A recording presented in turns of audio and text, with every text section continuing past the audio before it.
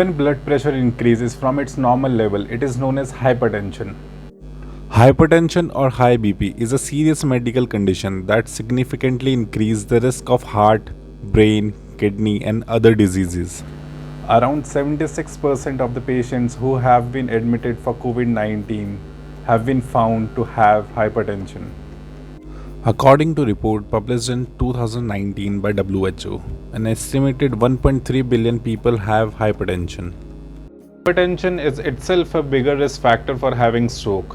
If you are hypertensive, some of your other organs are getting affected too, like kidney, liver, heart, and other body also getting affected, so you are more prone to develop severe COVID infection.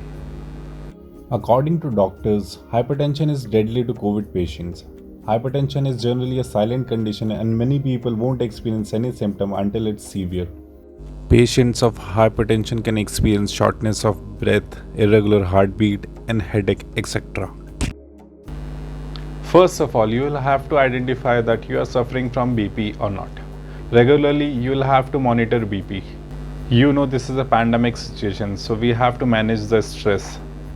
Hypertension or high blood pressure is a prominent form of comorbidity, and people with its pre-existence condition could face severe COVID-19 infection.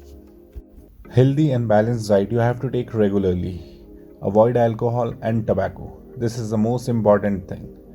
30 minutes of exercise is highly essential for a healthy life.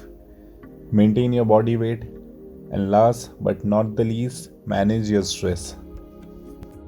Patients with complications due to hypertension are more prone to get hypoxia compared to the normal hypertensive people. If you are taking ACE inhibitors or ARBs, you should continue to take that.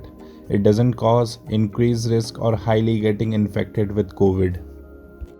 Don't go outside, but keep doing yoga or any form of exercise at your home. Follow all COVID rules, that is also more important.